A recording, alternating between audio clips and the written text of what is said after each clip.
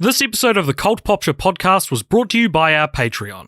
If you want to tell us which films we should watch or get 2 extra exclusive podcasts a month, then please consider joining the cult and donating at www.patreon.com/cultpopture. Hello everybody and welcome to Film Franchise Fortnights on the Cult Popture podcast. I am AJ, your host, joined as usual by Richard. Hello Richard. What up? How's it going? Yeah, good. And Richard, we're feeling a bit humbled today because usually you and I are the most knowledgeable, qualified speakers on the franchise that we talk about each fortnight. But today we're joined by someone who, without exaggeration, probably is legitimately one of the world's leading experts on the 2 films we'll be discussing today. It's Tim Batt from The Worst Idea of All Time. Kia ora koutou katoa. Nice to be here. Thank you for coming on the show, Tim. Yeah. A true pleasure to be asked. So, The Worst Idea of All Time is sort of the show that kicked off the Little Empire podcast network that we're now on. And do you want to briefly explain what Worst Idea is for those who haven't heard of it? Worst Idea of All Time is myself, Tim Batt, and my friend Guy Montgomery, watching and reviewing the same movie week after week for 52 weeks. That is one calendar year, one rotation around the sun, hanging out with, most recently, the gals. We watched in our most recent season, well, we call years seasons, which doesn't really make sense, but you get it. You guys are smart. We did Sex and the City 1. Prior to that, we'd done a whole year of reviewing Sex and the City 2. And I'll tell you what, I didn't watch it again in preparation for this episode because I've sworn off them. Made a promise to myself. We are honoured to have you on here to maybe talk about the 2 Sex and the City movies one last time. I'd love to. That is truly an honour. Yeah. So, the Sex and the City films serve as a pair of sequels to the famous HBO TV series of the same name, which ran from 1998 to 2004 and chronicled the friendship of 4 women making their way in the hustle and bustle of New York City. Have you guys ever seen the show? Nah. Not a lot of it. Caught the odd episode. Yeah. Not much. No, have you seen any of it, Richard? No, I haven't seen like a single second of it. And it was funny watching the movies and being like, I bet people say this part is classic Sex and the City. Yeah, well, the TV show was lauded over the years for its progressive takes on once touchy subjects like sexuality, promiscuity, and femininity, while also telling heartwarming stories about love and friendship. And the 2 films are mostly known for being about the opposite and undoing all that good work. So that's pretty fascinating because I was thinking about it, and the Sex and the City movies are to like 90s independent progressive women what the Star Wars prequels are for 80s obsessive nerdy men in a way. Yeah, I read a bunch of think pieces from people who had watched the series and watched the movies, and they were like, "You've ruined everything. You've destroyed what I held so dear to me." Yeah. And it wasn't even like it was in someone else's hands. It was the same guy. Yeah, exactly. So, the first movie we watched, I watched, I'm actually the only person here who watched the first one first. Out of the 3 of us. So the first one was called Sex and the City, or Sex and the City the movie, came out in 2008, was directed by Michael Patrick King, who did he didn't create the TV show, but he did direct and write a lot of the episodes, and is one of the creators of 2 Broke Girls. Did you guys know that? It doesn't shock me to hear that, to be honest. Yeah. So what do you guys think? And Tim, you probably know. A lot of this is going to be me being like, so what do you guys think? Oh, well, Tim, you probably know. What do you guys think that this movie, the first movie, has on Rotten Tomatoes? I don't know this. I'm going to say 31%. Okay. Richard? I think the first one, from what I understand, I think the first one still has like its fans. But not, I'm going to say like just below fresh, so like just below 60. It's got 49% on Rotten Tomatoes, which was actually lower than I was expecting. And Tim, I love that despite talking about both of these movies for over 52 podcasts, you guys never really did like a IMDb, Wikipedia deep dive into them, which is potentially the gap in the market we're filling for those who have come to see us from Worst Idea. This is good supplementary knowledge for Worst Idea listeners, because that wasn't how we played ball. We just watched the movies, clocked in, and then clocked out and got out of the office, threw our hats in the bin. One thing one observation I had first up about this movie is that we haven't watched a lot of franchises in this podcast that are like TV, like based on TV shows. I think the only one we've watched is the SpongeBob movies we watched back when we first started the show. And I know that like when these TV like movies based on TV shows do get made, they work pretty hard to be like accessible to those who've never seen the show. And like the start of Sex and the City isn't unclear, but it is probably the laziest I've seen a show based movie be with getting everyone up to speed, because it just like shows some of the choice cuts from the TV show as it's doing its opening credits. It's bloody brilliant though if you're a straight white dude in your early 30s or late 20s doing a podcast and you're not that familiar with the TV show. It really does catch you up with all the background knowledge you need to dive into the film. Just thoughtful. I don't know what you want. I feel like what we got is kind of as good as you can, use as a jumping off point for the movie. No, all right. Well, that's fair enough. I guess it's not. I'm not necessarily criticizing it. It was just a strange thing to see. I'm not used to seeing that in like, the very niche genre of movie that is a TV show based movie. It is strange to walk into a cinema and be hit with previously on this thing you're watching. So 2 years later in 2010, we got Sex and the City 2, also directed by Michael Patrick King. And what do you guys think this has on Rotten Tomatoes? 17. Yeah, I know it's around that. It's got 15, so very close. And yeah. Deservedly so. So, Tim, having seen each of these movies upwards of 50 times each, can you tell us briefly what each of them are about? Like, and what, describe each of them. And I was going to say describe each of them in a sentence, but they're so convoluted that might be hard. Sex and the City 1 is an attempt at taking four characters who have gone through a really interesting point in their lives of like developing, become self-assured women, sort of found their way, with a couple of them at least, in a way kind of not abject poverty, but through very meager circumstances in the Big Apple and rising up the ranks of their respective professions. And then the movie kind of takes all those interesting interpersonal challenges mixed with all the romance that's, an intrinsic and important part of the show. It just kind of throws all that interesting shit away and goes, guess what? Everyone's fucking killing it. Everyone is so rich, it'll make you want to vomit into your popcorn. And here's some problems that aren't real problems, but we're all rich now. So they say, write about what you know. And guess what? HBO gave us like fucking $1 million per ep towards the end there, so our brains are dumb now and we don't understand real human emotion. Sorry, that was a very cynical recap. But no, all good.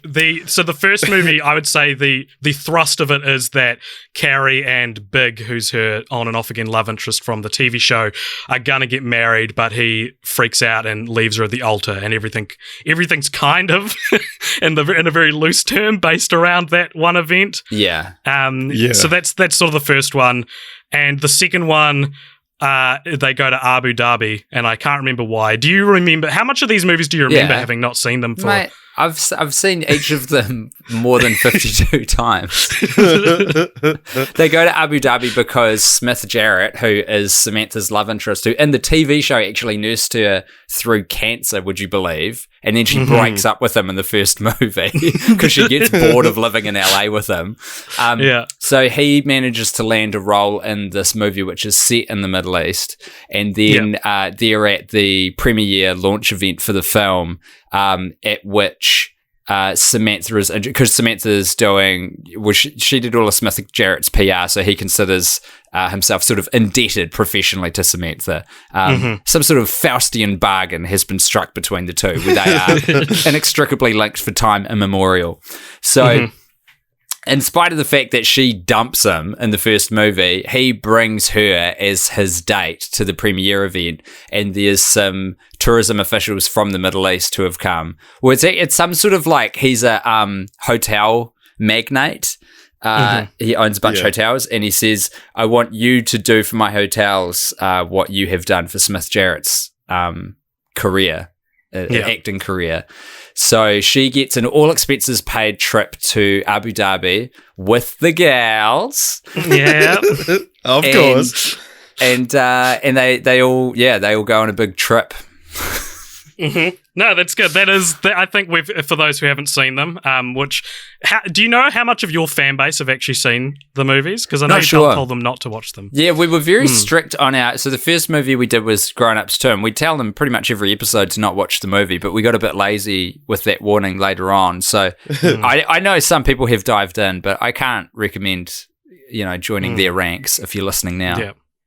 Had you seen these films before, Richard? You said you hadn't seen the TV show. I haven't seen the TV show, but I think before this, for some reason, inexplicably, I'd seen both films twice. I can't remember the circumstances under any of the four watches. I think maybe I think after I saw two of them, them each once at like a party, and then I saw the first one again. And I think I tried to watch the second one after listening to your podcast about it, Tim, and I was like. Wanted to get context for all the things you were talking about, and then I think I got halfway through it and I was like, why am I doing this? Yeah. Yeah, I'd seen the second one when you guys did your commentary, like your director's commentary of the film back in season 2 of your show, but other than that I hadn't seen the films before. But I am very curious with this next question I have here, and I know Richard and I are in agreement, but Tim, you've got a fascinating perspective, I'm sure. Which is the better film? Sex and the City 1. Okay, all right. I don't know. I thought maybe after watching them each, 52 times, there would be something nuanced that I wouldn't. That's not a debatable question. That's not. Okay. There's nothing objective. Wait, objective, subjective. You know what I'm trying to say. There's a definitive answer for this question, and it goes: Sex and the City 1 is a bad movie. Sex and the City 2 is by far a worse movie. Agreed.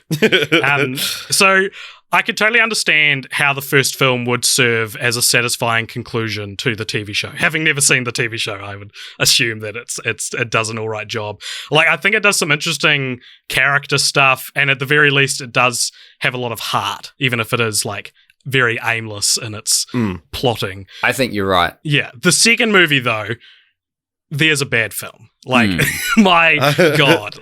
If you haven't seen it, which feels a bit redundant to say on this podcast with someone who's seen it 50-something times, it's essentially about a bunch of rich, privileged white women going to the Middle East and reaffirming to themselves and each other how much better the American way of life is. I read one think piece article which referred to the film as ugly on the inside. Yeah. Which I think is a very good way of putting it. And for those who haven't listened to the 52-week-long analysis that is season 2 of The Worst Idea, the main character in this film, for context, is a rich white woman who literally owns 2 apartments. She nearly cheats on her husband because he buys her a flat-screen TV instead of jewelry. And the climax of the film is the woman having to get to the airport on time lest they be downgraded from first class. Not miss their flight, they just can't. They just won't be in first class. And no shit, they play that for all the drama in the world. Like, you would think that you are watching a heist movie. Yeah, no, it's not like Arrested Development or Schitt's Creek, where like the extreme privilege of the main characters is used to like make fun of them. Like the Sex and the City 2 audience are supposed to identify with these situations that only rich people would find to be like high stakes. I mean, look, it's a long flight, especially because, and I can't remember the details on this, but the flight path they take, because there's a conversation about them flying over Morocco or something, which is not the flight path on the particular plane ride that they took. So they're in the air for a long time, even longer than most people are when they go from New York to Abu Dhabi. I'm looking forward to these little pieces of trivia that only someone who could have watched this film as many times as you can offer up. So there's a lot of unconscious privilege of the writing of Michael Patrick King. And I was thinking like a more down-to-earth film, for example, if you're looking for something to compare it to, would have had them lose out on first class and maybe had them be humbled and learn that the riches and lavish lifestyles aren't everything because they're friends and they have each other and they love each other and it doesn't matter if you're in first class or not. That's what a normal movie would do with those states, I guess. It's pretty crazy that there's zero character development as well. Like none. No,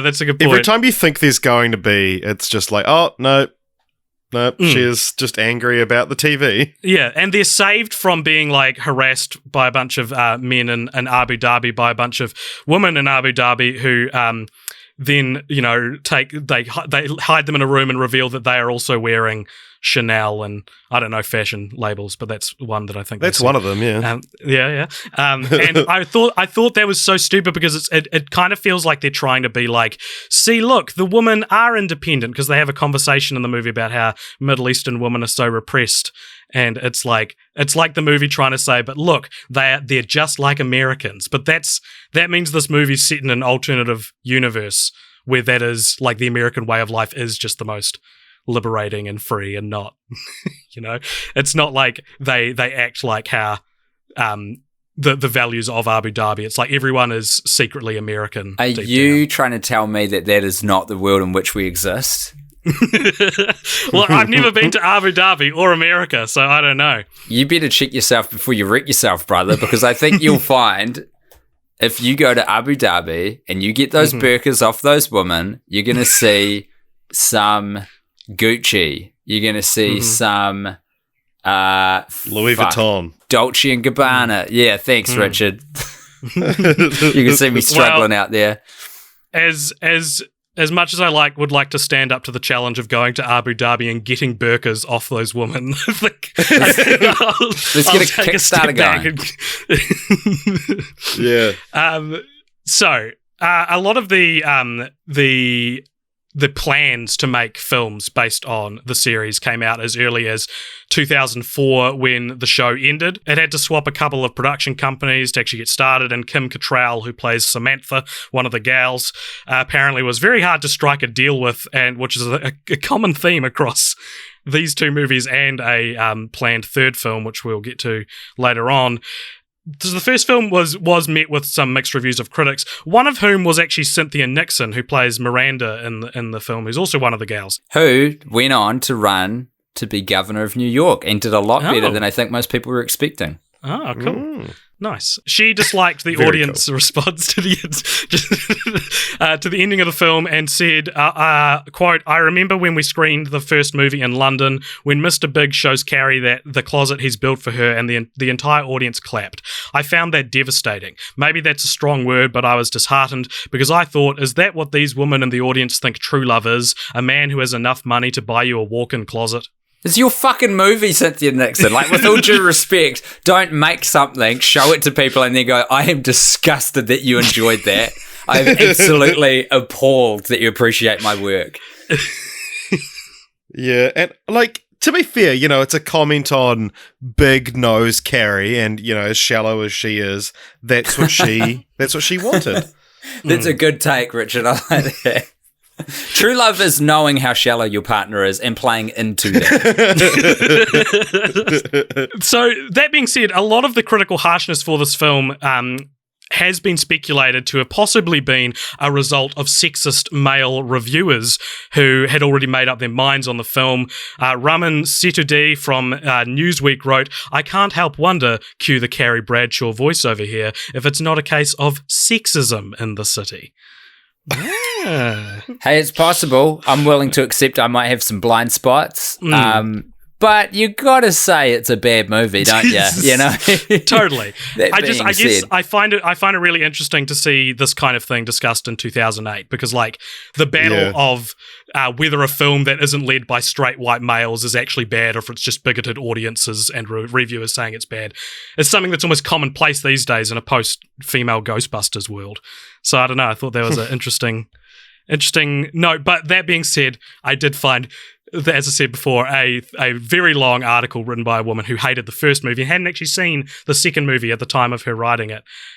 So I can't imagine how she felt about when she did finally see the second film. I think, look, I can't escape the fact that it's a bad movie. You know what I mean? Like, you can try and attack it from several different angles and look at it as a fan service. I saw Michael Patrick King talk about it in interviews as saying, what did he say? Oh no, I think I'm thinking of the second movie actually. But he, you know, you got to appreciate when these films came out. So the first one came out just as the global financial crisis was happening. So literally the entire world was on the brink of economic collapse. Barack Obama had just come in and had inherited the situation where, like, I don't know, society was a few hours away from ending after Bear Stearns went under, and they were like, oh my God, this thing's not slowing down. And they threw at the audience in the wake of that context, or you know, amongst that context, this woman who can't decide whether or not to keep her small apartment, so just ends up keeping that and getting the big penthouse apartment with her boyfriend. And it's like, what the fuck are we doing here, guys? This is madness. But Michael Patrick King said that he wanted to give the viewers like an escape. Sort of a bit of escapism in the films, but he might have been talking about the second one, and that's why they shot it in Abu Dhabi, but actually shot in Morocco because it was too racy to shoot the scenes in Abu Dhabi. You're encroaching on cult popture territory there, Tim. With how so? Oh, background knowledge, fun pieces of behind the scenes trivia. Big fat nerd about the movie. When in Rome. So speaking of the second film, none of these conversations about whether or not it's just sexist male reviewers reviewing the film seem to be present for Sex and the City 2. People are like, okay, all right, it sucks. Maybe the men are right with this one. Andrew O'Hagan of the London Evening Standard wrote that the film could be the most stupid, the most racist, and the most polluting and woman-hating film of the year. And most famous movie critic of all time, Roger Ebert, gave the film 1 star out of 4, and he wrote that the characters were flightweight bubbleheads and the visual style was arthritic, and criticised the voiceover narration as redundant, which tells me he never watched the show, because it's like, Roger, you can't do Sex and the City without the narration. No, fuck you, AJ, because he's actually got a good point. The narration in the show serves an important purpose, which is inward reflection on a situation you watch unfold in the series. For some reason, in the movies, you see something, they display it on screen, and then Carrie Bradshaw tells you what you've just seen out loud. And it's like, we were right there, Carrie. Yeah. What the fuck are you doing? So I guess it's more that the script doesn't facilitate the narrative device of narration. Yeah. You got it. And not to mention, who's that really great movie reviewer on the BBC who everyone loves? Mark Kermode. Yeah. If I don't know if you ran across this in your research, but I think particularly of the second film, you should see Mark Kermode's review of Sex and the City 2. It is spicy. Yeah, well, speaking of spicing reviews of Sex and the City 2, I've copied one down here from someone named Lindy West, who's a writer, comedian, activist, it says on her Wikipedia page. And this is her review for Sex and the City 2.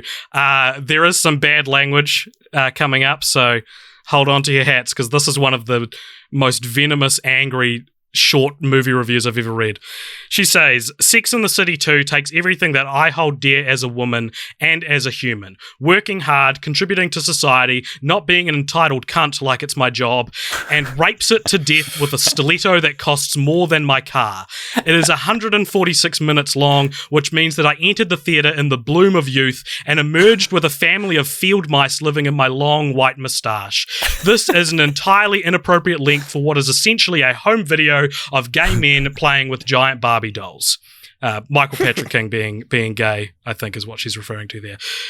Yeah, fuck, man. That's the meanest review I've ever read, I think. It's about so poetic. Yeah, so we're all in agreement then that they're all very bad. Yeah, they are all very bad. I mean, you've got to say, though, that the real problem with the movies is Carrie Bradshaw. Everyone else has their interesting quirks and admittedly their foibles, but no one is as uniquely self-obsessed as SJP's lead character, Carrie Bradshaw, which it makes it for a very hard watch, because you've got these other characters going through some stuff. Charlotte, for example, is someone who has wanted to start a family for a very, very long time, and seeing her struggle through the trials and tribulations, which I assume are in the series, must have been an ongoing battle for the fans. And then that's why I think there is some good fan service that happens in that first movie, because she gets kind of rewarded with both. Actually, in the TV show at the end, she adopts a child with Harry, and then gets a biological child as well, because they conceive. So that's nice. Yeah, after being told she was reproductively challenged. Yes, her words. I'm sure that's not what the doctor said. She would have said, "You barren bitch." Dry as this hair. Hey, in the Sex and the City universe, Sex and the City's New York, I wouldn't be surprised if a doctor had that kind of witty, sharp dialogue that the critics love, And then Samantha would have tried to fuck him, and it just would have gone full circle. Yeah, very true. So while we're on the topic of Carrie Bradshaw not being a good person, Richard, you wanted to talk about who's the worst friend. So I asked you about an hour ago. I was like, what do you want to, is anything specific you want to talk about? And you're like, who's the worst friend? Well, okay. Well, we've kind of brought it up that Carrie's clearly the worst friend, right? Mm-hmm. She doesn't, there's a few moments you get where she seems to genuinely do nice things. Like, she hires a new assistant in the first film, and then she gifts her this bag because it's their anniversary coming up. She pretends she didn't know anything about it, and then has given her this new bag. She rents bags to look fashionable. Yeah. It's a whole thing, and I was like, oh, actually, that was kind of a nice moment. But other than that, she's just really self-centered and self-absorbed. Samantha gets this big trip to Abu Dhabi, and she makes it all about herself because she runs into Aiden. And but yeah, I just think watching it, I was like, you mean Carrie? Carrie runs into Aiden. Yeah. How dare you mix up the gals? Don't cross the streams, bro.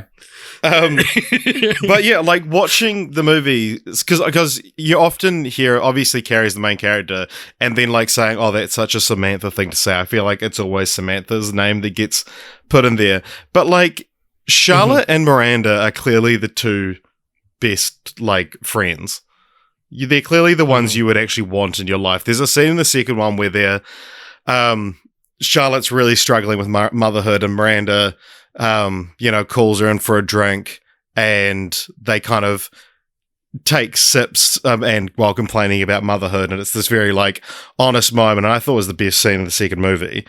And it's that's a commonly held opinion amongst some of the reviews I was reading, was why is there the scene that's ripped straight out of the TV show at its prime in the middle of the death of the series, essentially? Yeah, because it's a very real moment where they kind of are acknowledging their privilege a little bit as well, because they talk about how hard it is to be a mother, which is obviously a very relatable thing for other mother, the fan base of this movie. And then they also talk about and we're rich and we have full-time help and we still struggle. Imagine what it's going to be like for other people. And then they have a drink to all those women out there struggling. And I was like, this is the first time I've seen in this movie where they're actually aware of how privileged these characters are and unlikable they are. And Charlotte just seems to be genuinely the nicest person out of all of them. Charlotte's a good person, eh? Nothing wrong with Charlotte. Yeah. Well, there's a lot wrong with her, but she's a good person. She's got a good heart. But I reckon the same about Samantha and Miranda as well. They're not bad people. Yeah. Carrie Bradshaw is a bad person. Yeah. Yeah, there's no arguments here. Did you guys... Tim, I haven't listened. I didn't listen to early on in season 4, which is when you covered the first film, and so I'm wondering if you guys discussed this or not. And I'll open question for you as well, Richard. Mm-hmm. Is Big leaving her at the altar? He immediately regrets it. She's not publicly embarrassed. She only people find out he's left in front of her closest friends, and he immediately is like, oh, this is a bad idea. What the fuck am I doing? I have to go get married. Of course I want to get married. And Carrie is just no, you humiliated me. Yeah. I feel not to be the guy watching a movie targeted at women and then be the guy's right. But I feel he needed to actually leave her at the altar for it to actually be as impactful as the movie wants you to think it is. Yeah.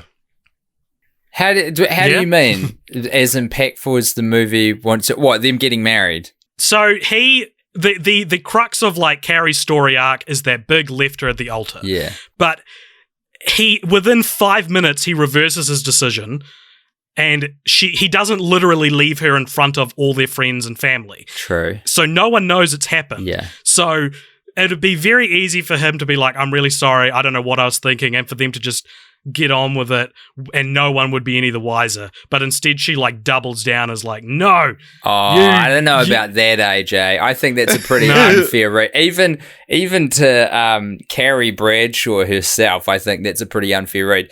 So what happens, folks? Because I can't stress this enough. Please don't watch this film. It doesn't deserve your attention nor any fraction of a cent it may get from your stream on Netflix. But what happens is Carrie Bradshaw has basically, it's sort of alluded to that she's single-handedly planned the wedding. Big is revealed to basically not have a single friend on God's green earth. They have a rehearsal dinner style event the night before, 2 nights before, 1 night before, and he's just got some work colleagues there who are fucking douchebags who work at the firm that he's at. Heckling Samantha while she's making her like maid of honor speech at the dinner. Crazy stuff. Absolute scenes. So we've got this situation where Carrie Bradshaw has set everything up, booked this whole wedding. It's happening at the New York Library, which is like a very special place for Carrie. All the friends are there. It's the bloody social event of the season. She's been given a dress by Vivienne Westwood, the designer, because it's, you know, it's such a big deal that Carrie Bradshaw was getting married. And I mean, they're late by, from memory, at least 20 minutes, and Big's still not there. So then she has to try and track down a cell phone, which actually we should bookmark that, get back to that in a second. So then she rings him and he's like, I can't do this. And this is like the fifth, even having not watched all of the show, I know that this is like the 50 millionth time that Big has let her down. So they then bundle her out of there in a car quick as they can to get her away from all the people. And to expect someone to bounce back from that just because they run into each other on the road in their 2 limousines. And pick yourself up to the point where she could go through the wedding that day. I think, AJ, you're actually, if I may, being pretty fucking insensitive. I've been called out. You have. Yeah. By someone who has intimate knowledge of this whole trajectory. But you want to know the fucked up thing? So, folks, listen up, because this is the real tea. The adopted daughter of Charlotte, Lily, grabs Carrie Bradshaw's cell phone and puts it in her little kid clutch, this little cupcake handbag that she's got, and hides it away. And Big is calling Carrie all day just to try and like alleviate his apprehension about getting married. And because he can't make the call, he just gets himself into such a fucking state that he doesn't go through with it and bails. And even though he's like, he gets so close that he is in the limousine outside the library where they are to be wed, and says to his driver, I can't do it. Let's go. Yeah. If Lily didn't hide the cell phone, none of these events would have unfolded. The wedding would be on. Everything would be tickety-boo. This all falls down to a little 3-year-old girl hiding Carrie's cell phone. And she never really gets her comeuppance, you know? Yeah. That's true. That is true. Man, we need to get someone on the podcast who's watched the same movies 52 times more often. Well, because that is one of the most succinct descriptions of a scene, which is one of the challenges we have on the show, is making sure people are able to picture things in their mind's eye, and that was very descriptive. So thank you, Tom. You're so welcome. There's one other little tidbit that I will share, which I apologize because I'm retreading ground that we tread on our podcast, but I would like to, just as two people who have seen the movie now, I would like to put it to you that Louise, who is the assistant that Carrie Bradshaw hires for herself in the first movie, does not exist, a la Fight Club. She doesn't interact with a single character that is not Carrie Bradshaw. She does nothing of consequence that would impact on anyone else's life. All the other people that Louise interacts with are like from out of state in this whole other world. I put it to you two that she is Carrie Bradshaw's imaginary friend. I had listened to you guys talk about that before I saw the movie, and so as soon as she turned up, I was like, right, here we go. I was like eagle-eyeing, looking for seeing if she interacted with anyone else. And what's also interesting about her character, and I'm not sure if you cover this on the show, but one of the like few big criticisms that the TV show had was that all the characters are white, and Louise is African American, and is seen by some commentators on the film to be, an apology from Michael Patrick King by putting a main black character in it who is a subservient. Yeah, I was going to say, I love the fact that she imagines this character to be her only black friend, but it's in like a subservient role to her. Totally. Yeah. It's an employee. It's literally an employee of hers. And it's very Carrie. There is this kind of horrible old trope in movies and TV of like an African American character coming on and serving as a fairy godmother style role, where they can kind of come and support the lead to do something and then fuck right off as soon as they've fulfilled that task. Yeah. And I think that describes Louise's role in this to a T, portrayed by the multi-award winning Jennifer Hudson.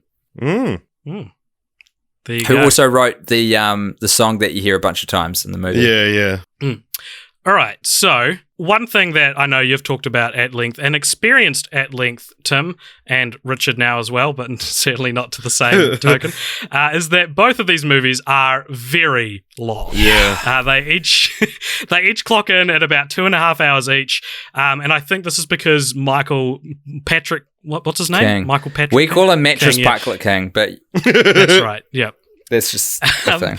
He clearly does not know how to structure a movie. Yeah. Like, the plots of both films are very episodic, and it's actually, like, astonishing how late into both films new plot threads are introduced. And it feels like he wanted to make less like he wanted to make a couple of movies and more like he was desperate to make more seasons of the TV show. And so the episodes of the TV show were 30 minutes each.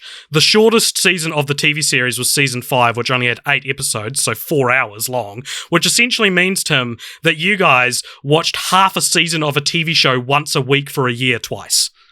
Like that. Those are some gross numbers you're throwing at me, bro. I don't like that. Yeah. And so I think to differentiate it from the TV show format, there needed to be more focus in the films themselves. And I think a great way of doing this would have been to make them more like singular events. And I read a Vice article that posited that the narrative question of what would the girls do in a city that wasn't New York is actually pretty intriguing. So maybe the first film should have been Sex and the City goes to Mexico, and the second film should have been Sex and the City goes to Abu Dhabi. That's the plot of the film. By the way, that is the first time any of the three of us have mentioned that the gals go to Mexico in the first movie.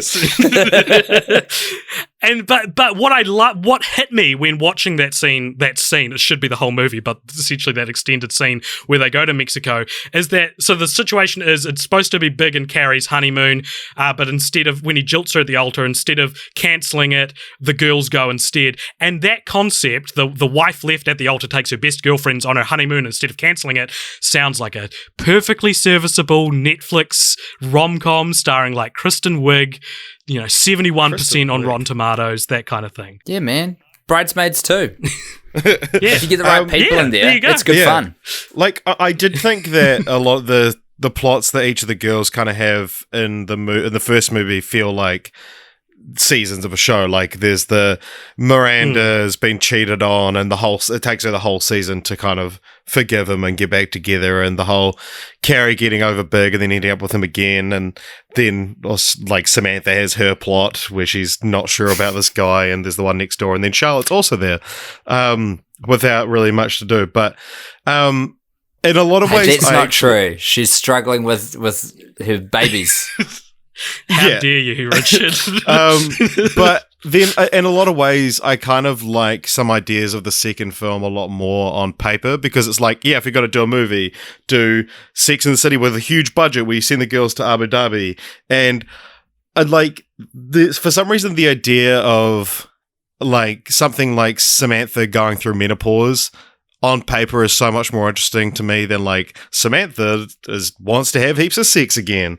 No, I agree. Yeah. Oh, absolutely. The menopause plot. Yeah, the menopause plot is like, this feels like what the movie should be about, or at least her character arc, and then it kind of just gets left behind when she finds a guy who's hot enough to crack through the menopause. Yeah, dick bite. But yeah, and same with like Carrie's storyline about married life. It's like, yeah, this is. I mean, if the series had ended up with her just settling down with Big, and then we meet them, 4 to 8 years later or whatever, and married life isn't all it's cracked up to be, kind of thing. That's a good place to take your movie, I think. But then it doesn't execute the ideas as well, obviously. Yeah. So, before we move on to our segments, Tim, as the resident expert of the two Sex and the City movies, Yes. Which of the gals are me and Richard? Which one are we? Can you answer that? Richard is Miranda. Okay. Oh yeah. AJ, I am really, I'm sorry that I have to put this at your feet, but you are Carrie Bradshaw, my friend. No! Yeah, 100%. Oh, I'm not romantically successful enough to be Carrie Bradshaw. You're probably not rich enough either, dude, or a woman in New York, but, if those are the four options. Yeah. You're the one leading the You ship. certainly don't have enough sex to be Samantha. And you also frequently get left at the altar, so it's kind of a perfect one-to-one. And you're not a nice enough person to be Charlotte. Bloody hell. Captain Pylon over here, Richard. Before you guys started singing Charlotte's praises, I was like, I think I'm Charlotte. Oh. And now I was like, well, I can't make that claim now. I feel like I'm Charlotte just because I'm timid and You're Carrie worried. because you are the narrative force holding this thing together. You know what I mean? Yeah. You're steering the ship. Yeah. Much like the That does make obscenely sense. narcissistic Carrie Bradshaw. That does make sense. I just hated Carrie so much that I couldn't see it, I wouldn't allow myself to see it. It's exactly something that Carrie would say in her narration. I should have put a little voiceover American accent spin on it. Yeah, you just needed the two mirrors that are us. And that's when I realized I was the Carrie Bradshaw I was trying to run away from the whole time. Oh, God. All right. So, one of our segments on the show, Tim, is called Dumb IMDb Trivia. And one fun thing about IMDb is that the trivia is user submitted. So, this means you can get some fun pieces of trivia, but you can also get stuff that probably isn't true. You can get stuff that's written in a way that's like it was written by a 4-year-old, like all sorts of fun stuff. So we like to compile some, a very liberal use of the word dumb IMDb trivia and discuss it. So here are some pieces of dumb IMDb trivia from the first film. In the scene when Carrie is returning some books to the library, Sarah Jessica Parker is not wearing any mascara. Also in the scene, she's carrying a hat which she never wears and is actually too small to fit on her head. What the fuck? Those aren't pieces of trivia. Is this it's true? So annoying. It's on, I don't know, it's on IMDb. You're the one who's seen the movie 52 times. Does she wear the hat? It might have sailed right past me, but I don't remember her wearing a hat so small it can't fit on her head. That's really so funny. small, not only that it can't fit on her head, but that it's worthy of an entry in IMDb's trivia section. Hell yeah. But then again, it took I had already watched the movie about 25 times, and then my wife walked in on me watching it, which is a horrible, grisly scene. And she was like, what's up with Carrie Bradshaw's dumb bag? And she's got like this hideous bag that's in the shape of the Eiffel Tower. Oh my God. Yeah, and I'd never seen it before. So sometimes you get too into the film and it becomes impossible to see Carrie Bradshaw carrying a tiny hat that is too small for her head. No mascara though. That is such a funny it's because someone's just, it's probably not even true, first off. It's just like a subtle application of makeup to try and display something on screen. Someone's like, she's not wearing mascara. I must submit this to IMDb. What are people doing with their fucking lives? Oh, wait a minute. I saw it over 50 times. Never mind. Yeah. Here's another piece of trivia from the first film.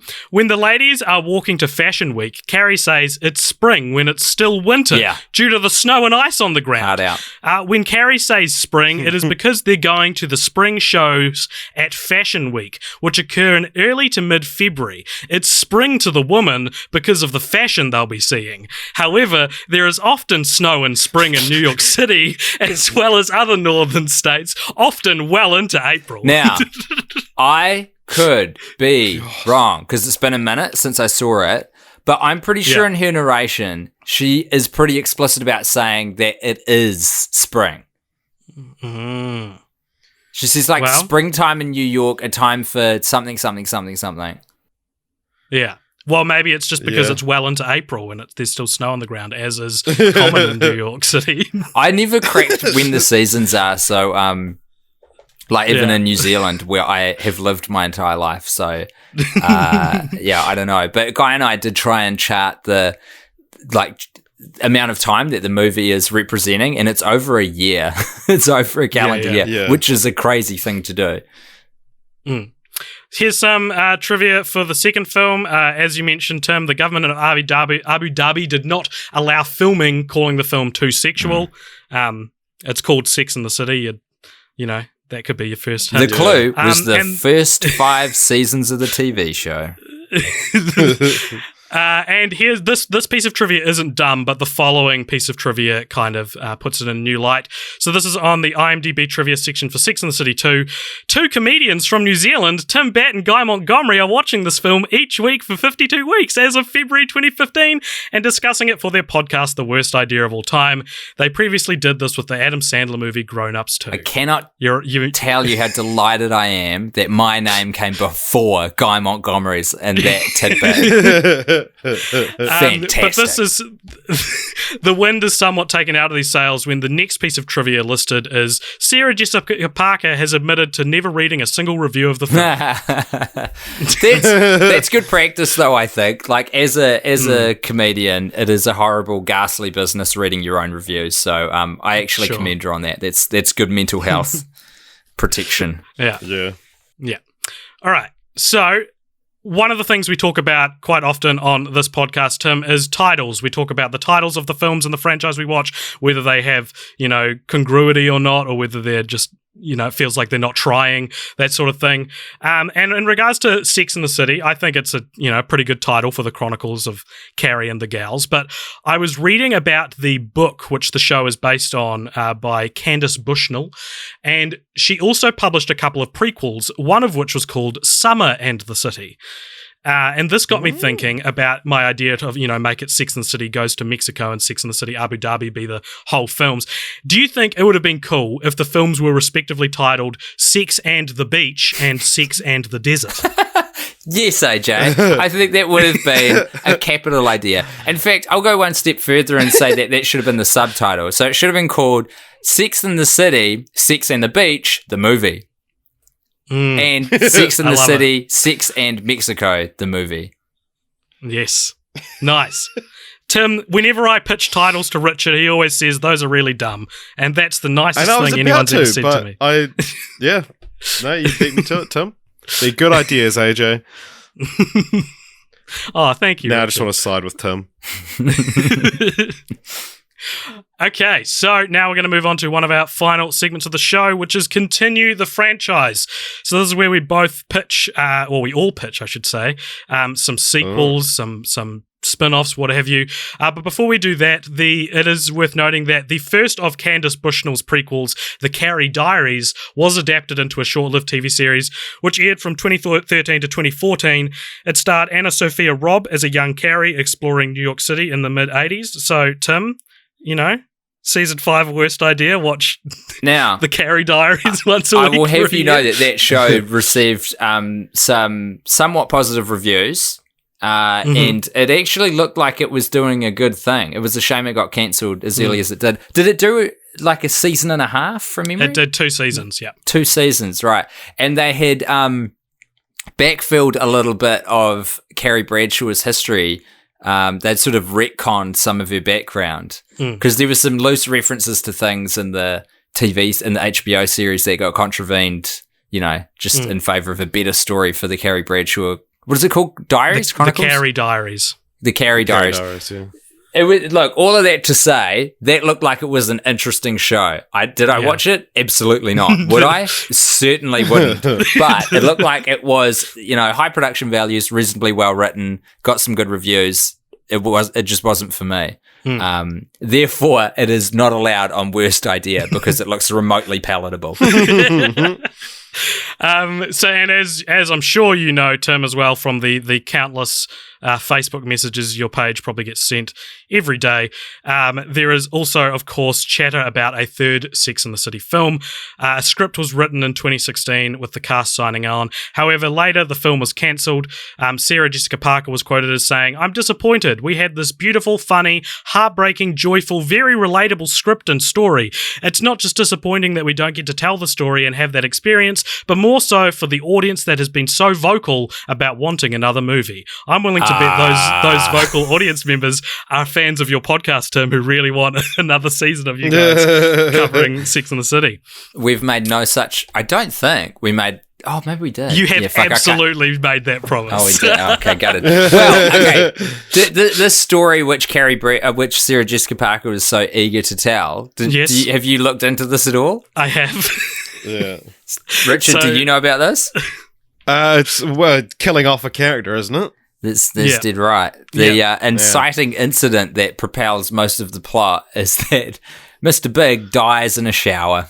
Just fucking carks it.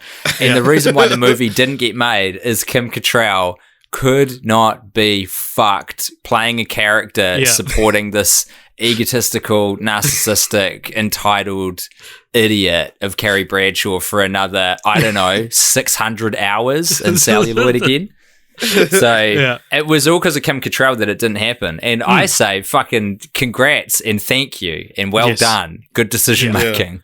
Yeah, Kim Cattrall referred to the plans for the third movie falling apart because she went past the finish line portraying the character of Samantha. It's a nice way of putting it. But one piece you did miss there, Tim, in your summation was that it's two plot details were released. One is Mr. Big dying, and the other is Samantha receiving sexting and nude pictures from Miranda's son Brady. Two storylines which couldn't sound more different in terms of stakes, but somewhat appropriate for a trilogy of films that would rather be shorter seasons of a TV show. Was it intentional or accidental? I don't know. It didn't say. Some pretty serious legal implications that I think Miranda would be like intimately across being a lawyer and all. Yeah. Sweet. So, my idea for Sex and the City 3 is called Sex and the World. And it would be about Carrie discovering there exists a podcast where 2 New Zealand comedians read and make fun of her latest book, I Do I, every week for a year.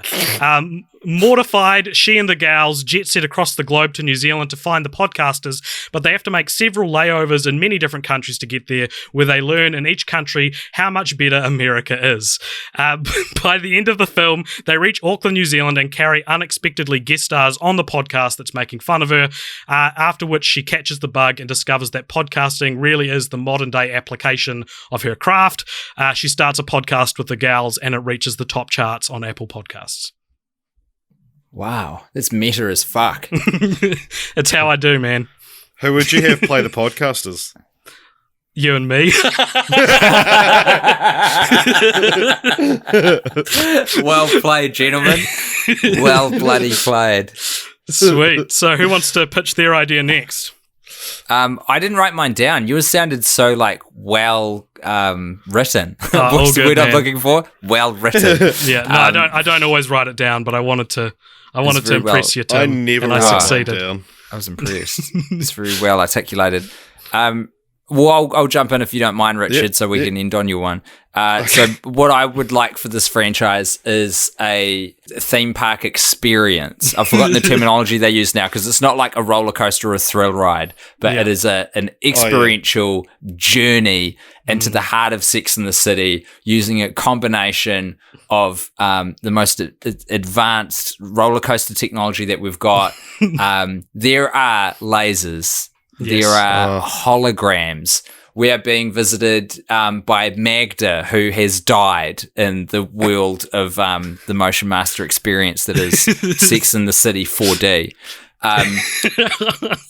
We open, so get this, you tumble into your carriage with your friends and the doors open and you emerge out into the big closet that Mr. Big has built Carrie, and you go through it, a la Lion the Witch in the Wardrobe. Ooh. And then it opens up into this crazy world where you visit all of the friends individually. And so you go to Samantha first and you get this like liquid sprayed on you because some dude's just done his dirty deed on you. And you feel it and you smell it and it's horrible. And then it's the dude with the funky spunk. Exactly. You go over to Charlotte and you emerge in her like pantry, and then you peep out and she's just screaming her tits off at her kids. And it's very loud and it's chaotic, and then her nanny comes and takes them away, and then the nanny leaves with Charlotte as well, so you continue on your journey, and then you see Miranda, and she and Steve are just fucking going at it, and you get to watch in 3D, and to be honest, it's pretty grisly stuff. And then that's the end of the ride. Wow. Have we ever had a theme park experience pitched as a continue the franchise? That's great. I love it. I love the idea of like what theme park would make a movies that just don't deserve to have theme park rides made up. Sometimes the theme park ride comes first. I think that's what happened with Pirates of the Caribbean. And the Haunted Mansion. And the Jungle Cruise. Yeah, Jungle Cruise, the upcoming Dwayne "The Rock" Johnson movie. Classic. Yeah, I went on in Japan. I was in Japan recently. I got back one Sex and the City plus one podcast ago because that's what I've been doing since I arrived. There was a Jaws ride, which was like you're on a boat cruise where you are being taken around the place where Jaws was filmed, and then a shark attacks the boat, and then the like skipper, who is just like some actor, attacks, like, shoots the shark or whatever. And then at the end, he's when you come back to the like entrance, he's like, "Hey, can you guys not tell my boss about the shark?" And the guy we had was like so funny. The whole thing was in Japanese. I didn't understand a word of it. But the guy was really giving it his all, and it was such a fantastic experience. Was this Universal in Osaka? Yeah. I've been on that ride. It's fucking great. Did you do the RoboCop one? Because that is so confusing as a non-Japanese speaker. No, I don't think would they have. What was the RoboCop one? You get the vast majority of it is someone who works at Cyberdyne giving a speech to you entirely in Japanese. There are no subtitles, no headphones with the translation, nothing. And I just love the attitude that they have there of like, well, if you're not going to learn the language, get bent. Yeah, no, there was the one where you have to help Spider-Man. That was quite good. That was great. They blow hot air. He spoke Japanese. Yeah. No, that was bloody fantastic time. Anyway, Richard, stop stalling. What's your... Okay, so I'm just trying to think of a new one because I had a theme park ride. No, I didn't. My idea is ideally I'd want this to come out in like 10 years' time kind of thing. So this is like, a distant sequel of sorts. So it follows a young girl who moves to the big city. She's from small town America. She wants to make it big in the fashion industry. So she's bright-eyed, bushy-tailed, moves and manages to get a job making coffees or something at Vogue magazine. And then, things don't really go her way. So late at night in her shitty one-bedroom apartment, she's there wondering why she never made it. In the same way that her favorite author did, and she pulls out one of the books, and it's written by Carrie Bradshaw, and she's this girl's lived her whole life idolizing this lifestyle of, sex in the city and, just like being rich and shallow. And so she decides, I'm going to reach out to Carrie Bradshaw and find out what happened, because no one's heard from her in several years. And eventually she does manage to find kind of a washed up Carrie Bradshaw who's lost everything. What happened was Mr. Big, as I know you mentioned, you guys kind of theorized on your podcast, Tim, about what it actually is that he does for a living. Yeah. But it turns out he was kind of just the fall guy for some kind of Ponzi scheme. Oh shit. And after being Me Too'd, it was found out that he'd done some kind of dicey stuff. Keep it relevant. And then people started looking into his life and his company, and they found out that it's actually just all this big cover for like money laundering or whatever. He loses all of his money, ends up killing himself because we'll keep in the Mr. Big death thing that they wanted so desperately to put in the third film. And so Carrie Bradshaw's washed up. She's lost everything. Her Samantha absolutely does not talk to her anymore, kind of thing. They've completely fallen apart. She sees Miranda every now and then. They text, once a year. And Charlotte, being the good friend she is still there and supportive and everything like that. And it's kind of this tale about how this woman that once had it all and now has nothing. And she, I guess, eventually the lesson that this young girl we've been following would learn is that, money and having all the clothes you want aren't actually what it's all about. It's about your friends. And, yeah. So, it'll be called like Bradshaw or something. Oh. Cool. I like that title for some reason a lot. It's a good scheme for it. It's got the Logan or Joker. Yeah. I was single title. Creed was the one I was going for. Oh, okay. Yeah. I wish you guys said it sounded like Creed. Well, hey, that is the end of our show. Thank you so much, Tim, for coming on. It's been an honor. Oh, thank you guys. Thank you for everything you do. We owe you a bit more than what it may sound like, because Rich and I actually reconnected. We went to broadcasting school together, but we didn't see each other for a few years, and we actually reconnected after meeting up with each other at one of your was it a Worst Idea live show? Oh, fuck, yeah, I'd love to hear that. It was it was a night where you and Guy both did shows, and then you did a live show, and I remember we sitting there for all three of them. And if you listen closely to, I remember the episode as well. It's the We Are Your Friends, I think episode 3. It's a live show. And AJ, you can hear our distinctive laughs at certain points. Hey, was that at the Monte Cristo? Yeah, it was, yeah. You want to know a fun fact about that episode? Which I can't remember. We might have shared this on the podcast, actually.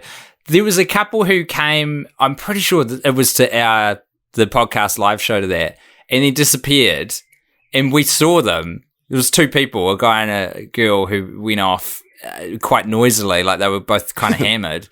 And it turned out they totally fucked during our podcast record in the toilets there at the Monte Cristo. Wow. So while you can hear AJ's beautiful laugh wafting through onto the microphone, if you listen hard enough, you turn that volume up and you've got just the right headphones, you might hear some copulation at a downtown comedy venue that no longer exists. Wow, that's Sex in the City right there. It sure is. Awesome. Well, thank you again, Tim. Tell us before we get into what franchise we will be covering next fortnight, which was decided and voted on by our patrons over at patreon.com/cultpopture.